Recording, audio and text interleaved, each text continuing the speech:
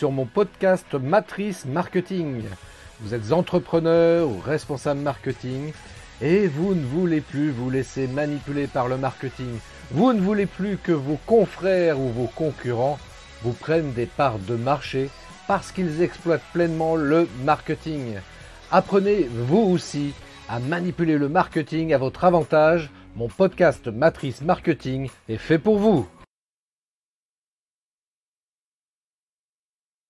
Hey, bonjour et bienvenue sur mon podcast Matrice Marketing, épisode 10. Et oui, nous sommes déjà au 10e épisode. Bon, c'est un petit chiffre, mais pour moi, ça veut dire beaucoup. C'est comme dirait l'autre, c'est un petit pas pour l'homme et un grand pas pour l'humanité. Mais j'ai pas cette prétention-là, non, pas du tout. C'est juste que, voilà, ça fait 10 épisodes déjà que je fais donc au travers de ce podcast Matrice Marketing. Et je vous rappelle donc à toutes fins utiles, si vous arrivez pour la première fois sur ce podcast, que je l'ai réalisé et mis en place simplement pour échanger avec vous sur le marketing vidéo bien évidemment en particulier, mais plus largement sur le marketing.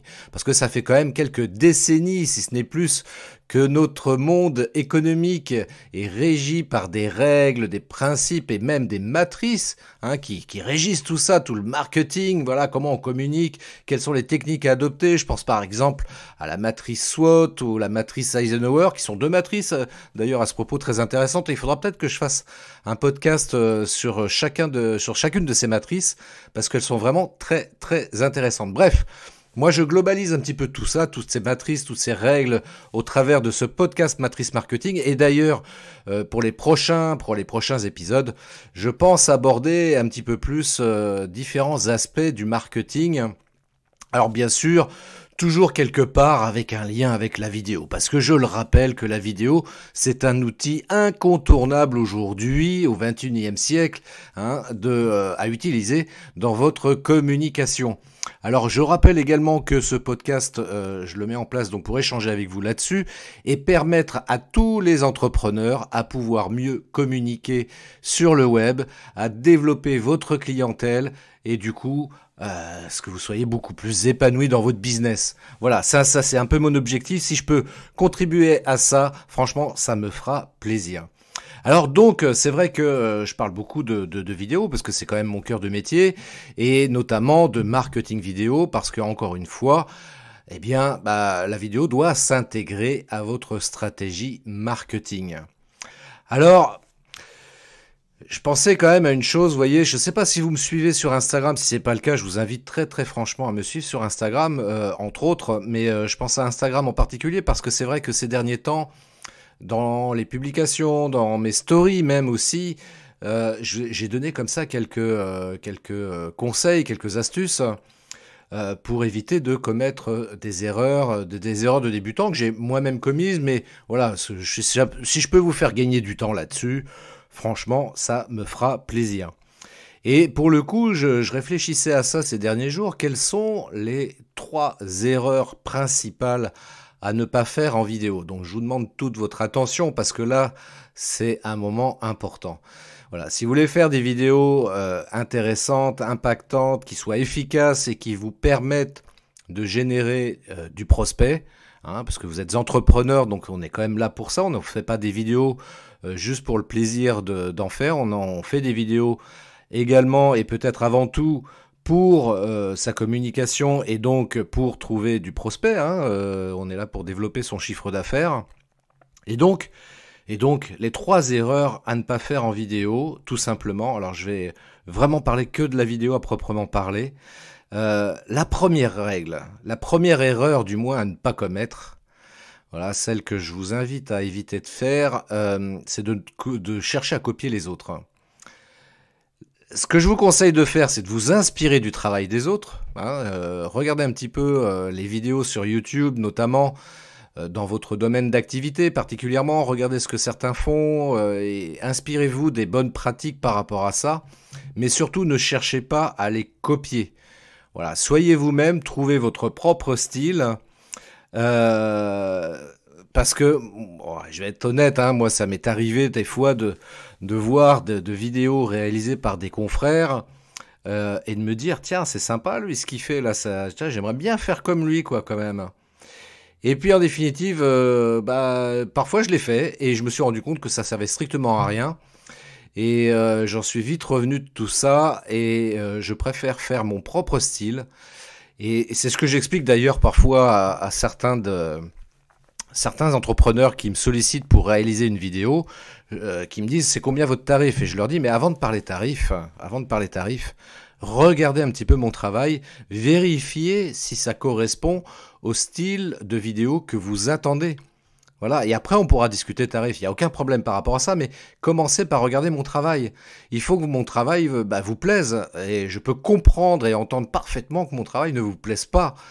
Et parce que quand j'ai commencé à me mettre à mon compte, je me suis parfois un peu fait piéger là-dessus au tout début, dans le sens où voilà, je cherchais absolument à avoir un contrat, donc les gens me sollicitaient, j'ai dit oui, bien sûr, pas de problème, je peux le faire, et je faisais la vidéo. Et puis après coup, la personne me disait mais ouais, non, je trouve pas ça terrible la vidéo que vous m'avez faite, c'est pas ce que j'attendais, je voulais plutôt autre chose, etc. Et puis j'avais beau lui expliquer que ça aurait été sympa de m'en parler avant. Mais c'est quand même de ma responsabilité. Il était de ma responsabilité voilà, d'en avoir discuté préalablement. Maintenant, c'est pour ça que désormais, quand on me sollicite et que je vois tout de suite, ou quand la question est clairement énoncée, à savoir sur la partie tarification, voilà, j'invite tout de suite la personne à lui dire, voilà, va voir ma vidéo, va voir les vidéos que je réalise. Et si ça te plaît, eh bien on pourra effectivement certainement travailler ensemble. Et si ça te plaît pas, c'est pas grave du tout. Je préfère que ça te plaise pas et qu'on en reste là, plutôt que je fasse un travail qui te plaira pas et sur lequel tu vas pinailler à juste titre pour le coup. Et qui du coup moi va me faire perdre du temps et donc de l'argent. Donc c'est pas utile et ça va te faire perdre du temps à toi aussi. Donc pour ça je préfère que les gens aillent voir d'abord mon travail. Et donc mon travail, il est le mien, c'est comme ça que je fais, c'est mon propre style, donc je vous invite à aller faire un tour également, donc du coup vous aussi sur ma chaîne YouTube, voir un petit peu ce que je fais, et si ça vous plaît c'est bien, et si ça vous plaît pas c'est très bien aussi. Donc voilà, mon conseil c'est ça, donc si vous-même vous souhaitez faire des vidéos, faites votre propre style, travaillez selon votre idée, restez concentré sur ce que vous aimez et ne faites pas l'erreur de vouloir faire comme les autres. Parce que sinon, vous ne serez qu'une pâle copie de ce que quelqu'un a fait et certainement en plus très bien. Donc c'est pas la peine, ça n'a aucun intérêt si vous souhaitez avoir une vidéo qui soit intéressante et impactante. Voilà, ça c'est la première erreur donc à éviter, donc de chercher à copier sur les autres. La deuxième erreur que bien souvent les gens pensent quand ils font pas de vidéos, c'est de croire que ça va être rapide et facile de savoir faire des vidéos. Eh bien non, messieurs, dames, je suis désolé, je suis désolé de vous le dire, je vais peut-être briser un rêve chez vous. C'est pas aussi simple que ça. Moi, vous savez, ça fait depuis 30 ans que je fais de la vidéo et j'ai appris au fur et à mesure des années à m'améliorer et à perfectionner ma façon de travailler au niveau de la vidéo et ça, voilà, on peut faire des vidéos très simplement et facilement, bien évidemment, mais néanmoins, ça demande quand même du temps, de l'apprentissage, de l'entraînement surtout. Voilà, faut s'entraîner à faire des vidéos. Et ça se fait pas en un jour. Ça se fait pas en un jour. Moi, je sais qu'une fois, ça m'est arrivé quelqu'un qui me dit ouais, pour toi, c'est facile de faire un film. Là, t'as juste appuyé sur le bouton, puis voilà, c'est fait. Parce que voilà, il gueulait un peu, enfin il gueulait. Il était un peu surpris par rapport au tarif que je lui présentais concernant la prestation qu'il me demandait. Et il comprenait pas parce que lui, il imaginait que pour moi, il suffisait juste d'appuyer sur un bouton et puis c'était réglé, quoi. Et je lui dis, bah oui, mais bon, tu vois, moi, pour faire ça en 5 minutes, bah moi, j'ai 30 ans, enfin, j'avais un peu moins à l'époque, mais par rapport à aujourd'hui, c'est ce que je dirais. Je dirais, voilà, moi, j'ai 30 ans d'expérience derrière moi, ce qui me permet effectivement peut-être de donner l'impression que je vais faire une vidéo en 5 minutes. Et ceci explique aussi un petit peu mon tarif. C'est voilà, c'est pas une compétence que j'ai acquise hier en suivant un tuto sur YouTube.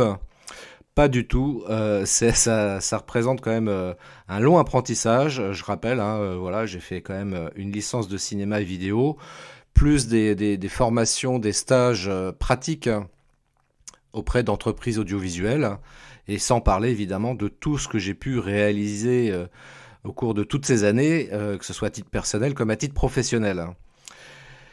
Et donc du coup, bah voilà, donc c'est pas aussi rapide et facile que ça. Et puis aussi surtout, voilà, faut pas chercher non plus à plaire à tout le monde par rapport aux vidéos que l'on souhaite faire, hein.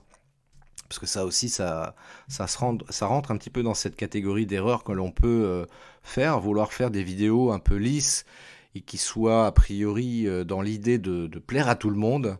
Alors, vous le savez comme moi, hein, en marketing, c'est ce qu'on explique, hein, vouloir plaire à tout le monde, finalement, on ne plaît à personne. Et ça ne présente aucun intérêt. Et faire des vidéos qui soient un peu uniformes, bah du coup, on n'a aucune différence par rapport aux autres. Et pour se démarquer de ce qui se fait par ailleurs, c'est pas forcément la meilleure façon de faire. Donc voilà, ne faites pas encore une fois comme tout le monde.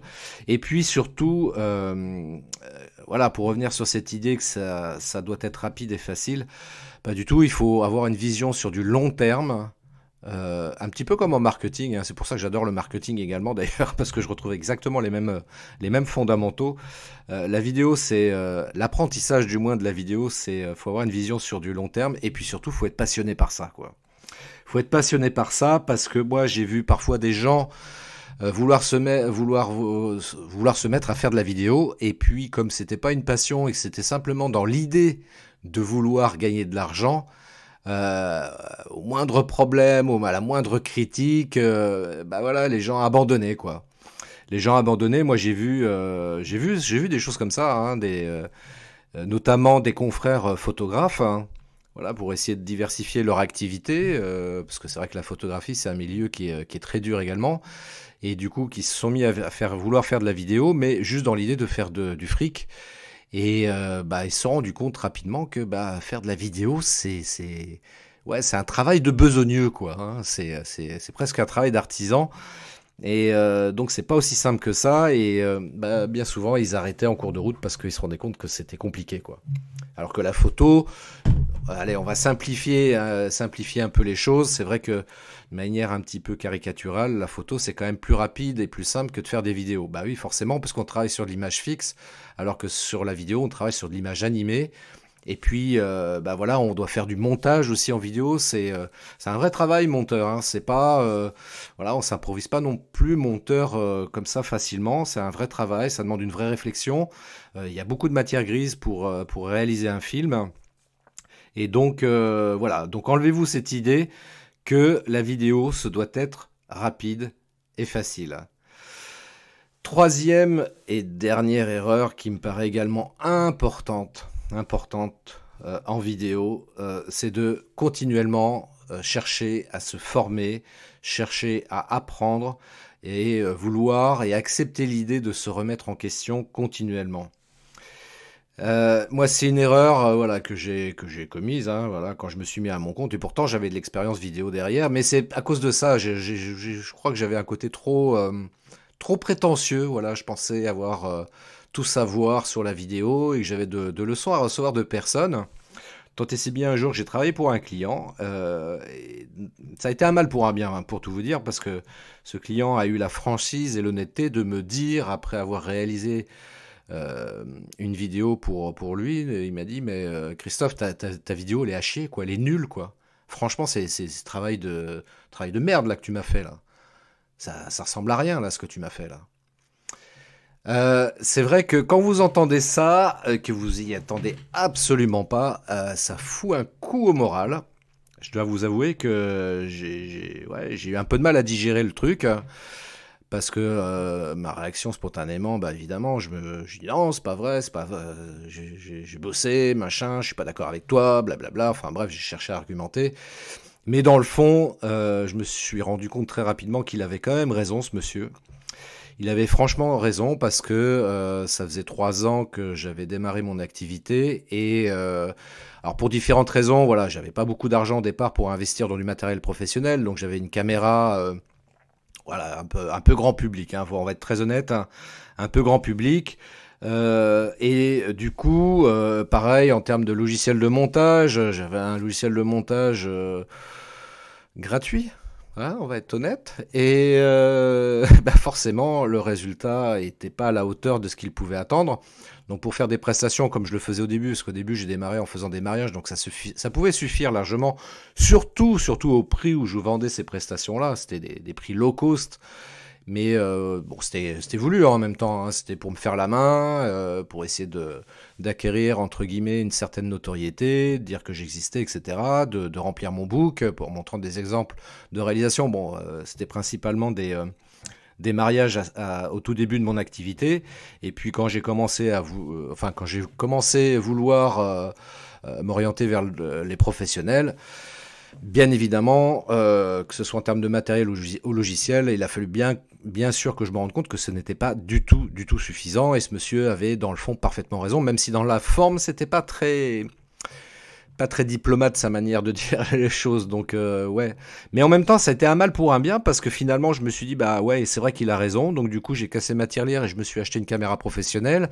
Je me suis acheté un logiciel professionnel également pour réaliser mes montages vidéo, sur lequel je me suis également formé, hein. J'ai vraiment fait une grosse formation là-dessus pour apprendre à utiliser ce logiciel-là, et bah, ça m'a du coup permis finalement pouvoir décrocher des contrats auprès d'entreprises sans aucune honte, parce que déjà d'une part j'avais le matériel en termes de tournage qui me permettait de faire de belles images, et puis aussi en termes de montage de pouvoir faire quelque chose de propre et de professionnel.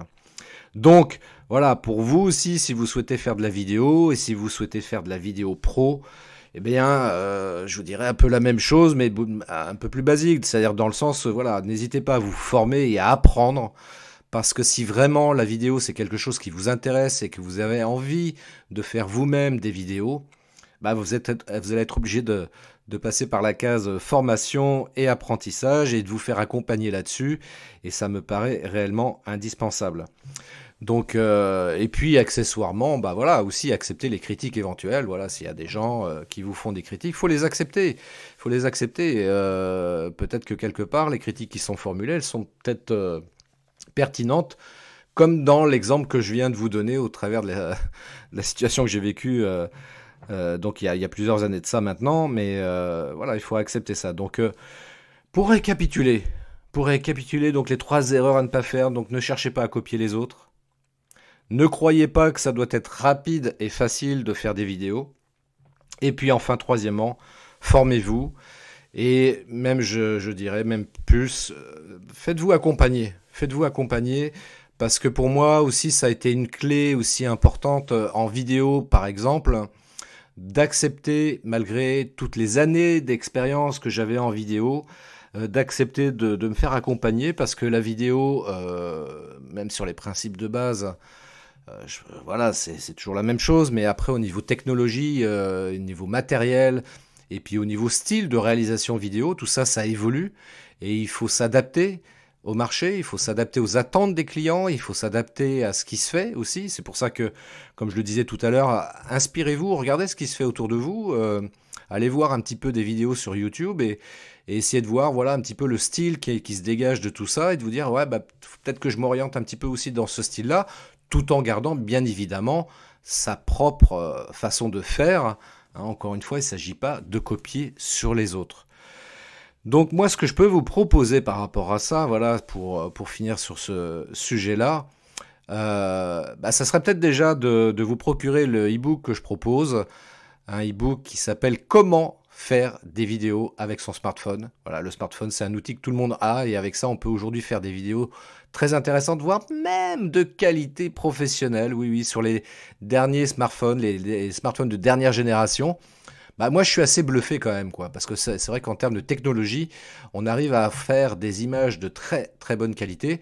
Il y a une chose que ces appareils-là n'arriveront jamais à faire, c'est avoir l'œil, voilà, l'œil humain, l'œil du photographe, comme on peut appeler ça. Voilà, cette façon de voir les choses qui permettent déjà d'avoir un style propre à soi, et puis surtout d'arriver à filmer les choses de manière pro, quoi, tout simplement. Donc, et pour ça, bah, ça demande de l'apprentissage et de la formation, et voire même de l'accompagnement. Donc, bah, encore une fois, donc procurez-vous mon e-book. Vous allez sur christophetrain.fr, vous allez le voir sur la page d'accueil, hein, il est mis en gros, si je puis dire. En tout cas, vous pouvez pas le louper. Le e-book, comment faire des vidéos avec son smartphone. Et puis, il coûte pas cher, il coûte 7 euros. Franchement, ça vous vaudrait pas le coup de s'en priver. Surtout que vraiment, j'y ai mis tout ce qu'il faut pour que vous puissiez commencer à faire des vidéos bien tourné, bien monté, voilà, de bonne qualité. Et puis après, si vraiment vous souhaitez aller plus loin, alors évidemment, je propose également des formations aussi, du coaching, si ça vous intéresse également. Alors du coaching plutôt orienté aussi marketing, parce que encore une fois, pour moi aujourd'hui, la vidéo ne peut pas être considérée juste comme ça, comme un exercice visuel. Ça doit être avant tout, parce que ça l'est de toute façon, quoi que je puisse en dire ou quoi qu'on puisse en penser, l'outil, ça reste avant tout, la vidéo, ça reste avant tout un outil qui doit s'intégrer dans votre stratégie marketing. Voilà, c'est un outil vraiment qui est efficace à condition que ce soit bien fait, bien pensé. Alors d'une part au niveau de la réalisation de la vidéo et puis ensuite sur la manière dont vous allez l'intégrer dans votre communication. Voilà, je pense que j'ai fait à peu près le tour sur le sujet. Bien évidemment, si vous avez des questions ou des commentaires, n'hésitez pas à me laisser un message en dessous de ce podcast quelque part, ou alors allez plus simplement, si vous voulez faire simple, allez sur mon site internet christophetrain.fr dans la rubrique contact. Voilà, vous m'envoyez un message pour avoir plus d'informations, ou vous prenez un rendez-vous avec moi dès la page d'accueil. Vous avez un petit bouton en haut à droite, session stratégique offerte. Voilà, je vous offre une session de 45 minutes où on va discuter. Ça vous engage à rien, c'est gratuit, c'est offert. Mais au moins, vous allez repartir de cet entretien avec des éléments, avec des conseils, avec éventuellement des astuces pour vous permettre d'avancer comme ça dans votre stratégie de contenu et de contenu vidéo en particulier sur les réseaux sociaux et sur le digital plus largement. J'espère que je vous ai donné des informations intéressantes. On se retrouve très très bientôt pour un nouvel épisode sur mon podcast Matrice Marketing. Je vous souhaite une belle journée et une très très belle semaine. À très bientôt, ciao! Merci d'avoir écouté cet épisode de mon podcast Matrice Marketing. Laissez-moi un avis 5 étoiles, laissez-moi un commentaire et partagez cet épisode sur vos réseaux sociaux préférés. Je vous donne rendez-vous à très bientôt pour un nouvel épisode de mon podcast Matrice Marketing.